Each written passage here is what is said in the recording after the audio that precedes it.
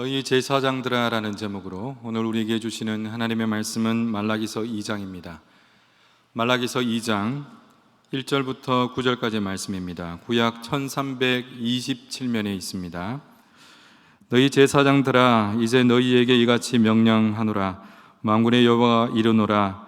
너희가 만일 듣지 아니하며 마음에 두지 아니하여 내 이름을 영화롭게 하지 아니하면 내가 너희에게 저주를 내려 너희의 복을 저주하리라. 내가 이미 저주하였나니 이는 너희가 그것을 마음에 두지 아니하였음이라. 보라, 내가 너희의 자손을 꾸짖을 것이요 똥 곧 너희 절기의 희생의 똥을 너희 얼굴에 바를 것이라. 너희가 그것과 함께 제하여 버림을 당하리라. 만군의 여호와가 이르노라. 내가 이 명령을 너희에게 내린 것은 레위와 세운 나의 언약이 항상 있게 하려 함인 줄을 너희가 알리라. 레위와 세운 나의 언약은 생명과 평강의 언약이라. 내가 이것을 그에게 준 것은 그로 경외하게 하려 함이라. 그가 나를 경외하고 내 이름을 두려워하였으며 그의 입에는 진리의 법이 있었고 그의 입술에는 불의함이 없었으며 그가 화평함과 정직함으로 나와 동행하며 많은 사람을 돌이켜 죄악에서 떠나게 하였느니라. 제사장의 입술은 지식을 지켜야 하겠고 사람들은 그의 입에서 율법을 구하게 되어야 할 것이니 제사장은 만군의 여호와의 사자가 됨이거늘 너희는 옳은 길에서 떠나 많은 사람을 율법에 거스르게 하는도다. 나 만군의 여호와가 이르노니 너희가 레위의 언약을 깨뜨렸느니라. 다 함께 읽겠습니다. 너희가 내 길을 지키지 아니하고 율법을 행할 때에 사람에게 치우치게 하였으므로 나도 너희로 하여금 모든 백성 앞에서 멸시와 천대를 당하게 하였느니라 하시니라. 아멘.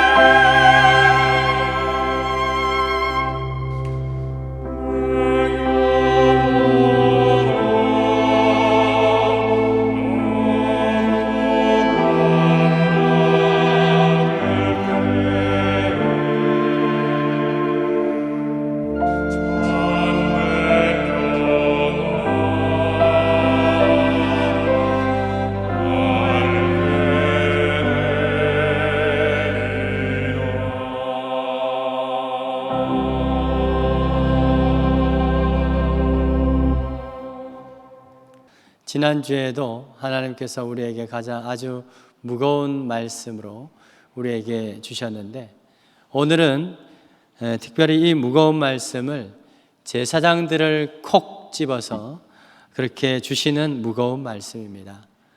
말라기서가 말하는 제사장, 오늘 2장 1절에 너희 제사장들아 라고 하는 그 제사장은 누구를 가리키는 걸까요? 이 말라기서가 말하는 제사장은 분명히 구약시대 때 성전에서 제사를 했던 그 사람들을 의미합니다. 바로 그 제사장들의 부패와 또 불신앙, 즉 그런 행위들 때문에 모든 백성들이 더 불신앙하고 부패하게 되었다는 그러한 책임을 제사장에게 주님께서 물으시고 있는 것이죠. 그렇다면 이 말라기서에 해당되는 이 제사장은 오늘날에는 누구에 해당될까요? 제1차적으로 이 목회자, 이 목사에게 해당되는 것에 대해서는 부정하지 않습니다. 그렇기 때문에 오늘 이 말씀은 저 자신에게 가장 무겁게 받아야 되는 그런 말씀입니다. 동시에 오늘날 이 제사장은 목회자뿐만 아니라 누구죠? 모든 성도들이 받아야 할 그러한 말씀입니다. 왜 그러냐 하면 베드로 전서 2장 9절에 보면 이렇게 말합니다. 너희는 택하신 족속이요 왕같은 제사장들이다. 너희가 누굽니까? 교회를 향해서 말하는 겁니다. 교회가 뭡니까? 우리 모두가 다 교회인 것입니다. 교회는 택하신 족속이다. 그리고 무엇으로 택했다는 겁니까? 왕같은 제사장으로 택했다는 겁니다. 제사장의 역할이 뭡니까? 세상을 치유하고 위로하고 또 그들을 회복시키는 그 역할이 제사장입니다. 선지자는 죄를 꼬집는 것, 회개하라, 이게 선지자고요. 또 제사장은 그 회개하고 돌아왔을 때 그들을 제사를 통해서 죄를 고백하고 또 고백하게 하고 또 치유하게 하는 그 역할.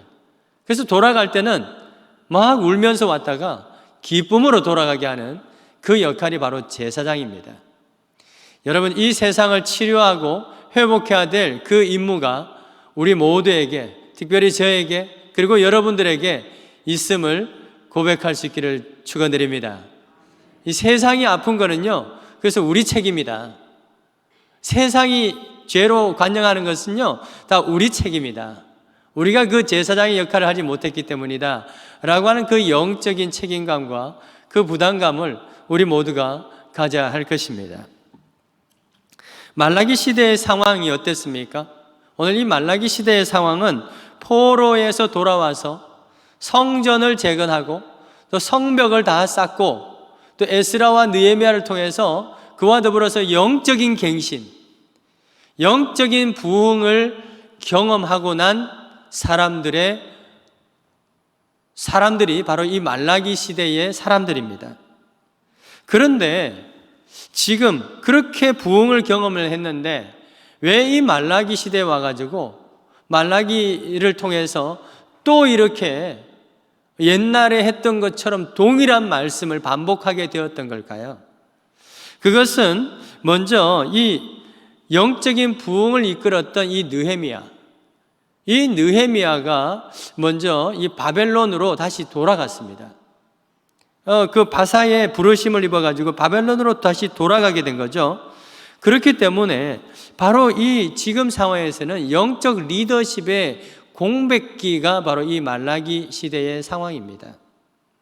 그래서 그 리더가 있을 때는 막 회개하고 영적 부흥이 일어나다가 그 리더가 채근하지 않고 하나님의 말씀으로 제대로 전하지 않으니까 이 제사장들이 또 모든 백성들이 또 옛날로 돌아간 겁니다.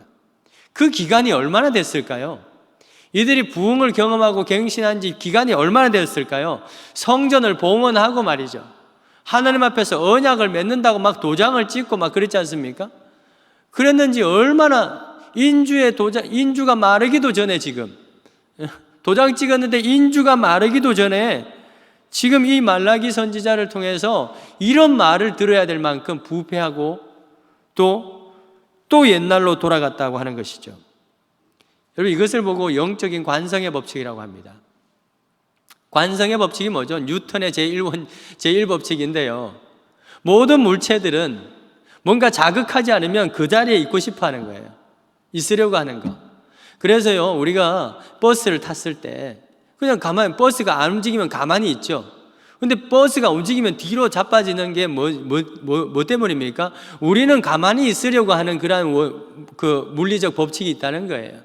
누군가 자극하지 않으면 그대로 가만히 있고 싶은 거. 그런데 갑자기 뭔가 자극이 되면 가만히 있으려고 하다가 자극이 되니까 뒤로 넘어지는 거예요. 이걸 보고 관성의 법칙이라고 합니다. 여러분, 이런 관성의 법칙은 물리학에서 뿐만 아니라 우리의 마음에도 그대로 적용된다는 거예요. 여러분, 어떻습니까? 우리가 누군가가 채근하지 아니하고 꾸짖지 아니하고 누군가가 권면하지 않으면 어떻게 됩니까? 그냥 그 자리에서 머물러 있으려고 하고 다시 또 과거로 돌아가려고 하고 다시 또 좀 더 자자 좀 더 눕자 게으르고 싶은 것이 우리의 마음 아닌가요? 혹시 그렇지 않습니까? 여러분, 왜 그렇습니까? 사단이 우리를 그렇게 만듭니다. 사단은 끊임없이 우리의 나태함과 이 멈춤의 상태, 우리로 하여금 멈춤의 상태, 또 과거로 돌아가게 하는 그것이 더 편한 상태다. 그것을 끊임없이 자극하는 것이 바로 사단이기 때문에 그렇습니다. 이스라엘 백성들도 바로 그 영적인 관성의 법칙에 걸려든 것입니다. 그래서 옛날처럼 지금 열심히 하다가 갱신이 일어났어요. 그 열심히 하다가 보니까 내가 왜 이러고 있지? 누군가가 지금 느헤미야와 같은 영적 지도자가 없으니까 자기들끼리 열심히 한단 말이야. 그런데 아무도 이렇게 자극을 안 해주고 동기부여를 안 해주니까 또 과거로 돌아가는 거면 내가 지금 뭐 하고 있나? 내가 뭐 하려고 이렇게 열심히 예배하고 있나?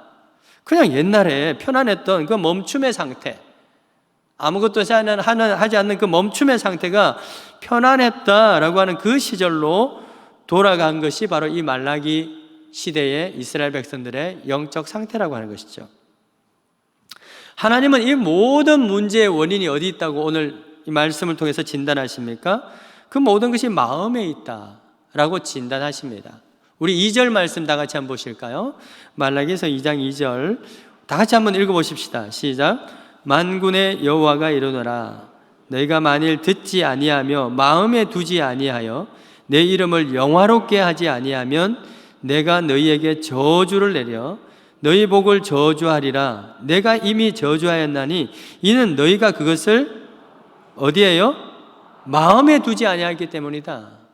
하나님의 말씀을 마음에 두지 아니하고 여호와의 이름을 마음에 두지 않았기 때문에 이 지경이 됐다 이 말입니다. 여러분, 하나님께서 노아 시대 때 그 이스라엘 백성들을, 그 많은 사람들을, 이스라엘 백성이 아니라 그때의 많은 사람들을 홍수로 심판하신 결정적인 이유가 어디 있었습니까? 창세기 6장 5절을 한번 보십시다. 여호와께서 세상에 사람들이 죄악이 가득한 것을 봤는데 그 죄악이 어디 있다는 거예요? 마음에. 그들의 마음으로 생각하는 모든 계획이 악한데 어떻게 악해요? 항상 악하다. 항상. 계획도 모든 계획이 수식어가 붙습니다. 또 악한데 어떻게 항상 악하다는 거예요. 부사가 붙는 거예요. 수식하는 거예요. 항상 악하다는 거예요. 악하다. 여러분, 이런 사람의 마음과 그 생각하는 모든 계획이 악함을 보시고 하나님이 심판하기로 하신 겁니다. 우리 마음을 보는 거예요. 하나님은요, 결코 우리가 실수를 했거나 또는 우발적으로 어떤 죄를 범한 것에 대해서 그거 가지고 심판하신 분이 아닙니다. 그랬다면 우리 벌써 다 죽었다 살았다 계속 했겠죠. 하나님 그런 분 아니에요. 하나님은 우리의 생각이 항상 악한 것을 보시고 한두 번 악한 것 가지고 또 그러시도 않아요. 그냥 봐주십니다. 그런데 보니까 한두 번이 두세 번이 되고 두세 번이 서너 번이 되고 그것이 늘 항상 악한 것을 보실 때 하나님은 심판의 회초리를 들 수밖에 없는 거죠. 그리고 세상 법도 마찬가지입니다. 세상 법이 여러분 우발적으로 일으킨 법하고 여기 우리 법과 관련되는 분들도 앉아 계시는데 세상 법도 우발적으로 하는 법하고 범하는 법하고 정말 계획하고 마음으로 계획하고 막 악한 마음을 가지고 했는 범죄하고 어느 것이 더 형량이 많습니까? 마음이고. 그래서 그 내용을 보면서 이 사람이 정말 의도성이 있었느냐 없었느냐 그걸 보면서 형량을 결정하지 않습니까? 세상 법도 그렇습니다. 마찬가지로 하나님이 그런 거예요.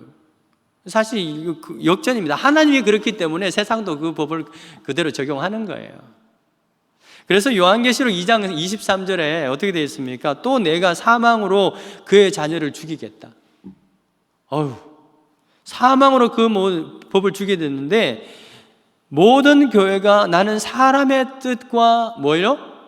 마음을 살피는 자인 줄 알리라. 이 교회들에게 하는 말씀이에요. 하나님은 마음과 우리 사람의 마음과 뜻을 살피는 줄 안다. 그렇지 않으면 그것을 모르면 어떤 저주가 임한다는 거예요. 그 사망이 누구에게? 자녀들에게 임한다. 자녀들에게 임한다. 여러분 오늘 이 말씀은 요한계시록은 신약의 끝부분의 말씀 아니겠습니까? 바로 이 말씀은 구약의 제일 끝부분 이 말라기서에 그대로 나옵니다. 3절을 한번 보실까요? 여호와께 하나님께 우리 기성 부모 세대가 마음을 두지 않을 때 어떤 저주가 임하느냐? 3절을 한번 우리 다 같이 읽어보십시다. 시작. 보라 내가 너희 자손을 꾸짖을 것이요 똥 곧 너희 절기의 희생의 똥을 너희 얼굴에 바를 것이라 너희가 그것과 함께 제하여 버림을 당하리라. 엄청나게 부담스러운 말씀을 주님께서 우리에게 하십니다. 너희 자손을 꾸짖을 것이다. 그리고 희생 절기 때 보면 양 잡고 소 잡고 하잖아요. 그런데 그것을 이제 각을 뜬단 말이에요. 그 하면 내장이 있잖아요. 그죠? 그 내장 속에는 뭐가 있습니까? 이 배설물들이 있는 거예요. 그 배설물을 다 버리는 거예요. 여러분 제사에서 가장 중요한 것이 그 배설물을 버리고 온전히 드리는 겁니다. 배설물을 버리는 거예요. 그런데 하나님께서 그 배설물을 갖다가 이게 방송 용어는 아닌데 성경에 그대로 있으니까 발음합니다. 이 똥을 그대로 얼굴에 바를 것이다. 제사 안 받겠다는 거죠. 그러면서 너희 자손을 꾸짖을 것이다. 특별히 그냥 사람 이렇게 꾸짖는 그런 정도가 아니에요. 성경은 이 까르라고 하는 단어를 쓸 때는요, 항상 악한 영을 상대로 할 때, 악한 영을 상대할 때, 사단을 상대로 할 때, 꾸짖을 때 이 까르라고 하는 단어를 씁니다. 시편 106편 9절에 홍해를 꾸짖었다라고 하잖아요. 홍해를 가르는 것을 홍해를 꾸짖었다라고 하잖아요. 홍해가 뭐예요? 이집트의 신이잖아요. 우상이잖아요. 그를 꾸짖었다는 거예요. 예수님께서도 바다를 이렇게 바다가 이제 풍랑이 일어날 때 바람과 바다를 뭐 했다 그래요? 꾸짖었다 그러잖아요. 꾸짖었다. 왜 꾸짖었다는 표현을 쓸까요? 그 당시 갈릴리 주변의 사람들은 그 바다가 신이에요. 얌신이라고 신이었어요. 귀신이란 말이에요. 그 귀신을 꾸짖을 때, 악한 영을 꾸짖을 때, 또 결정적으로 스가랴서 3장에 있습니다. 이 스가랴서 3장은요 말라기서하고 그렇게 멀지 않아요. 한 100년 정도 되는 시간 갭이 있는데 그때 정확하게 나옵니다. 사단에게 이르되 사단아 여호와께서 너를 뭐하노라? 책망하노라. 이게 까르예요. 꾸짖어라. 여호와께서 너를 책망하노라. 하나님은 사단에게 쓰는 이 까르라고 하는 단어를 그 엄중하고 무거운 이 꾸지람이라고 하는 단어를 지금 오늘 본문에 보면 누구에게 사용하겠다는 거예요? 자손에게. 이 제사장의 그 자손들에게 자손을 꾸짖겠다라고 말씀하고 있습니다. 이게 무슨 말입니까? 이것은 부모가 잘못해가지고 그것을 그 잘못을 자녀에게 묻겠다 이런 의미가 아니에요. 하나님은 아비의 이가 시다고 해서 아들의 이가 동일하게 시다, 어떤 죄가 이렇게 아버지의 죄가 대물림을 한다 그런 말씀 없습니다. 그렇지 않습니다.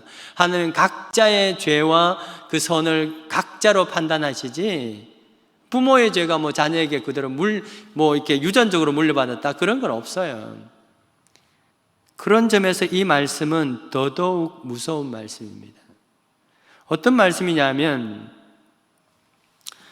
이 부모 세대가 정말 제사장으로서 그 본질적인 사역을 잘 못할 때 그 마음의 부패, 그 마음의 부패를 가지고 있을 때 그것이 우리 자녀들을 그런 어떤 본을 보였을 때 우리 자녀들을 세대로 내려갈수록 그 자녀들의 마음은 더 부패하게 된다는 거예요. 왜? 본 게 없으니까. 그 마음은 더 부패하게 되어서 마침내 하나님의 심판의 꾸지람, 까르, 하나님의 그 심판의 꾸지람을 받을 만큼 우리 자녀들의 마음이 부패될 거다. 이 말씀이 바로 그 말씀입니다. 아주 무거운 경고인 것이죠. 사랑하는 여러분, 오늘 제사장들에게 하시는 이 하나님의 말씀을 우리 모두의 이 마음에 깊이 새길 수 있기를 축원드립니다. 우리가 여호와 하나님을 마음에 두지 않을 때 우리 자손들이 복을 받지 못하게 되고, 어떤 복을 받지, 우리가 기성세대가 마음을 두지 않으면 자녀들이 뭐 알아서 마음에 둘까요? 아니에요. 그렇기 때문에 그 자녀 세대들은 점점 더 마음이 부패하게 되고 마침내 하나님의 그 꾸지람을, 가르를 받게 된다는 건 사실을 우리는 기억해야 한다고 하는 것이죠. 여러분, 여기까지만 보시면은 이 구약의 하나님은 늘 무서워요. 그죠? 아니, 구약의 하나님은 맨날 죽인다, 뭐 살린다, 살린다는 말은 없고 맨날 그러신다. 아, 구약의 하나님 왜 이렇게 엄하시냐, 냉정하시냐, 그렇게 오해할 수 있죠. 그래서 구약의 하나님은 우리 입장에서는 안 좋은 하나님, 신약의 하나님, 예수님은 좋은 하나님, 뭐 그렇게 이해할 수 있는데 그렇지 않습니다. 이 구약의 하나님의 말씀을 보면요, 정말 이 반어적인 또는 역설적인 그런 사랑을 깊이 느낄 수 있는데 오늘 말씀에도 바로 그것을 느낄 수가 있습니다. 자, 4절 한번 보십시다. 4절 보시면 하나님께서 이렇게 강한 어조로 말씀하시는 하나님의 본심이 여기에 드러나요. 4절 보실까요? 한번 읽어볼까요? 시작. 만군의 여호와가 이르노라, 내가 이 명령을 너에게 내린 것은 레위와 세운 나의 언약이 항상 있게 하려 함인 줄 너희가 알리라. 하나님의 본심이 여기 있습니다. 하나님께서 이렇게 강한 어조로 말씀하시는 그 본심이 어디 있습니까? 사실은 레위와 세운 그 언약이 항상 있게 하기 위해서. 레위와 세운 그 언약의 본질은 또 어디에 있습니까? 5절 말씀 보십시오. 5절 말씀에 보시면 나의 언약은 뭐와? 생명과 평강의 언약이다. 그러니까 하나님께서 이렇게 모질게 또 독한 말씀을 또 무거운 말씀을 하시는 그 본심이 뭐라는 거예요? 저와 여러분들에게, 제사장들에게 영원한 생명과 평강을 주시기 위해서 그렇다. 물고기가 물을 떠나서 살 수 없고 나무가 흙을 떠나서 살 수 없듯이 사람은 하나님을 떠나서 살 수 없음을 믿으십니까? 그런데 사단은 우리에게 계속해서 이렇게 말합니다. 하나님 골치 아픈 분이야. 그분을 떠나야 네가 더 즐겁고 유쾌한 삶을 누릴 수 있어 라고 끊임없이 우리의 마음을 자극하죠. 그죠? 그 자극을 이기고 이 자리에 오신 여러분, 주의 여러분 축복합니다. 여러분, 그럴 때마다 하나님은, 사단이 그렇게 우리를 자극할 때마다 하나님은 지속적으로 우리를 권면하십니다. 때로는 달래기도 하시고 을내기도 하시고 때로는 조금 강하게 윽박지기도 하시고 그러면서 다시 돌아오라고. 왜? 하나님을 떠나서는 살 수 없기 때문에. 그래도 말을 듣지 않을 때 하나님 어떻게 하십니까? 아주 모진 말씀으로 꾸지람을 하시죠. 가르를 하신다 이 말이에요. 가르. 때로는 저주의 말씀도 하시는 거예요. 이게 구약의 말씀입니다. 여러분, 바로 이게 뭡니까? 누구의 마음일까요? 아버지의 마음 아닐까요? 부모의 마음 아닐까요? 그렇게 해서라도 아들을 살리려고 하는 그 생명의 언약, 그렇게 해서라도 아들과 자녀와 부모와의 그 관계를 다시 회복하려고 하는 그 평강의 그 언약, 그 언약을 다시 회복하려고 하는 그 아버지의 간절한 어떤 노력. 자식들은 몰라요. 자식들은. 저도 자식이면서 아버지지만 자식들은 잘 몰라요. 평강 별로 안 해도 되는 것 같아요. 그런데 우리 부모의 마음은 그렇지 않죠. 어떻게든지 다시 돌아와서 평강을 얻도록 하는 마음이 바로 이 아버지의 마음인 것입니다. 바로 그 아버지의 마음은 이 5절을 통해서 하나님 그 아버지의 마음은 5절에서 잘 드러나는데요. 5절의 내용은 뭐냐 하면 한때 그 제사장과, 그러니까 아들과 그 아버지, 하나님 아버지 사이에 그 좋았던 그 시절을 추억하며 그리워합니다. 5절 끝부분 한번 보실까요? 그 부분을 보시면 그가 나를 경외하고 내 이름을 두려워하였어. 그런 때가 있었다는 거예요.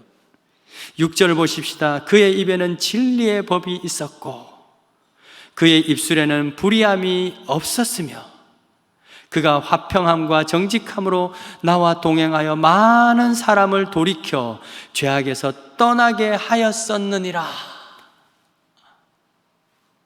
여러분, 이때 이런 때가 언제 있었다는 거예요? 얼마 전 에스라와 느헤미야의 그 시대에 있었던 그 제사장들, 하나님 앞에 임봉하고 말이죠, 그러게 하나님 앞에 신실한 제사장이 되겠다 했던 그 사람들의 그때를 하나님은 지금 추억하고 있는 것입니다. 그 제사장을 지금 그리워하고 있다 이 말이죠. 그러시면서 하나님은 우리가 회복해야 될 그 제사장의 모습이 무엇인지를 상기시켜 주는데 바로 그것이 7절 이하에서 쭉 있는 마지막까지 있는 말씀입니다. 성경을 보시면 이겁니다. 여호와를 경외하는 제사장, 여호와의 이름을 망령되게 일컫지 아니하고 그 이름을 두려워하는 제사장, 그의 입에서는 어떠한 불의함이 없으며 오직 진리의 법이 있고 화평과 정직함으로 주님과 동행하면서 많은 사람을 죄악에서 떠나게 만드는 제사장. 그래서 7절에 보면 만군의 여호와께서 그에게 말씀을 주시고 여호와의 사자로 쓰임 받을 수 있는, 의의 사자로 쓰임 받을 수 있을 만큼의 어떤 거룩한 그러한 제사장, 그 제사장을 하나님은 그리워하고 있고 그런 제사장을 추억하고 있고 찾고 있다라고 하는 것입니다. 사랑하는 여러분, 저와 여러분들이 그런 제사장이 되어드리면 어떨까요? 그렇게 하면 좋겠습니까? 그렇게 하기를 소망하십니까? 여호와 하나님을 경외함으로 불의를 행하지 아니하고 오직 진리의 법이 있는 그런 성도가 되어드리면 어떨까요? 빌립보서 2장 13절에 너희 안에 행하시는 이는 하나님 신이 자기의 기쁘신 뜻을 위하여 너희에게 무엇을 두고? 소원을 두고 행하게 하시나니. 그래서 저와 여러분들이 하나님께서 당신의 말씀과 이 교회를 맡길 수 있는 그런 여호와의 사자가 되는 그런 소원을 가졌으면 좋겠습니다. 베드로전서 2장 5절에 보면 너희도 산돌과 같이 신령한 집으로 세워지고, 성전이죠, 예수 그리스도로 말미암아 하나님이 기쁘시게 받으실 또 신령한 제사를 드릴 그런 거룩한 제사장이 될지라 라고 교회들에게 말하고 있습니다. 여러분, 하나님께서는 우리에게 이 신령한 집을 세워주셨습니다. 그것이 건물이기도 하고 또 건물보다 더 본질적인 우리 공동체일 것입니다. 하나님이 우리를 향한 소원은 단 한 가지입니다. 저와 여러분들이 하나님이 기쁘시게 받으실 신령한 제사를 드리는 거룩한 제사장이 되는 것, 바로 그것이 하나님의 소원입니다. 그래서 주님과 동행하면서 많은 사람들을 돌이켜서 죄악을 떠나게 만드는 그러한 제사장, 또 옳은 대로 돌아오게 만드는 그러한 제사장이 되는 것이 바로 주님이 우리에게 요구하는, 소망하는 그 유일한 소원이다라고 하는 것이죠. 사랑하는 여러분, 그 하나님의 소원 우리가 들어드리면 어떨까요? 우리가 들어드릴 수 있을까요? 그럴 수 있을까요? 예. 용기 있게 아멘 하신 분 주의 이름을 축복하고, 주저하신 그 겸손한 마음도 주의 이름을 축복합니다. 그렇습니다. 우리의 힘으로는 할 수 없습니다.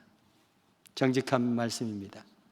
이건 우리가 마음 먹는다고 되는 것도 아니고, 우리가 서약한다고 되는 것도 아니고, 이스라엘 백성들 보십시오. 얼마나 진하게 서약했습니까?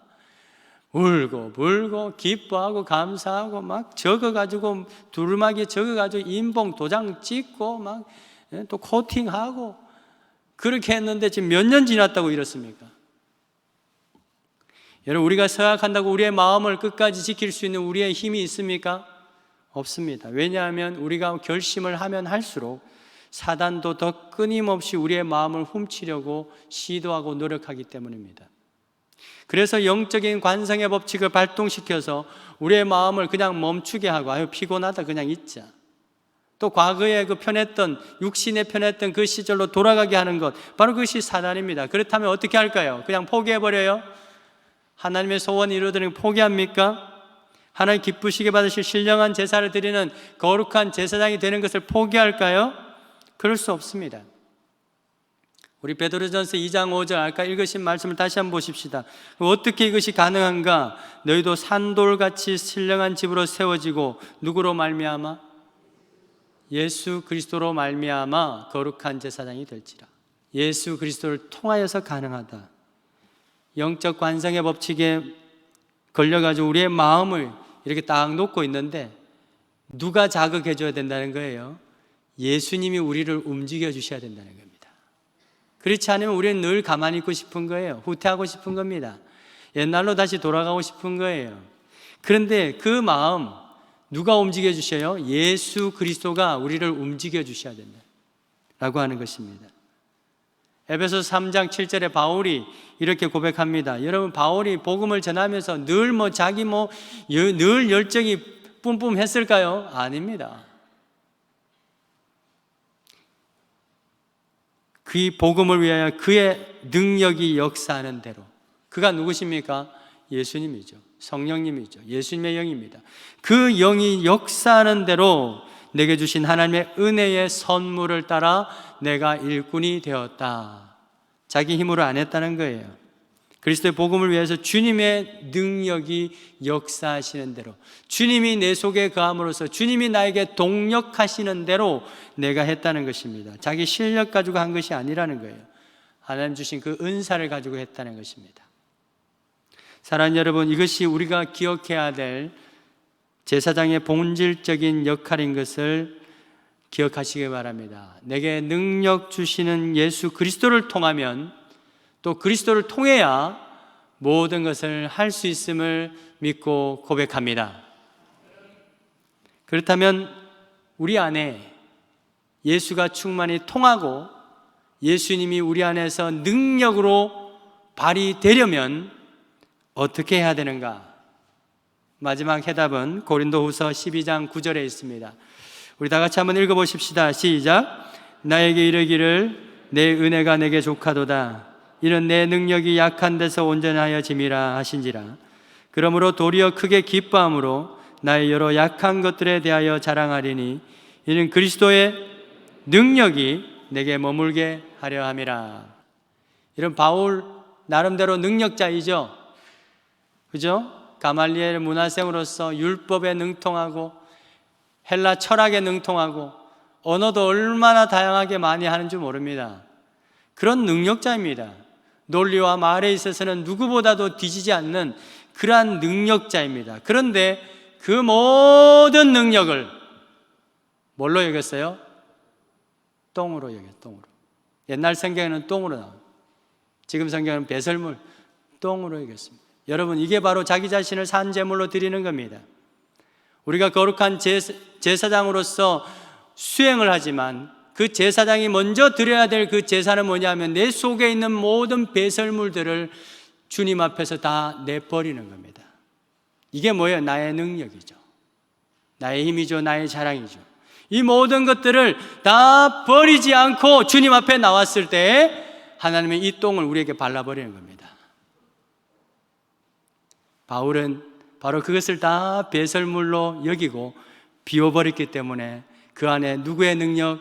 예수의 능력으로 가득 차게 되고 그 예수의 능력을 통하여서 온전한 제사장, 거룩한 제사장으로 그 직무를 감당할 수 있었다라고 하는 사실입니다.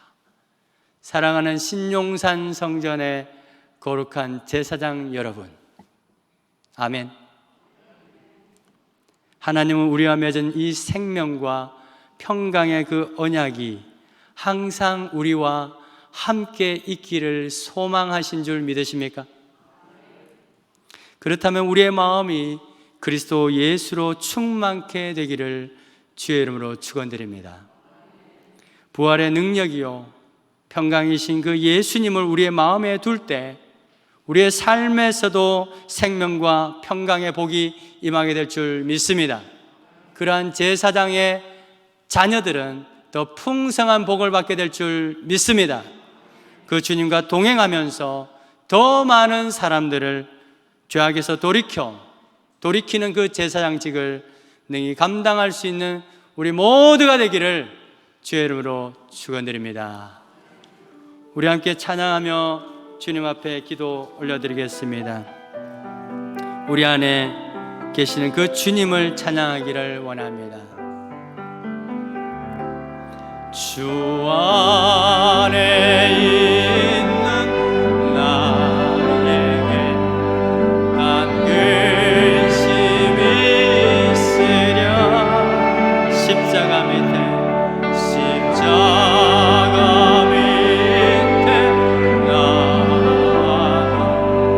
내 힘을 품 주님을 찬송하면서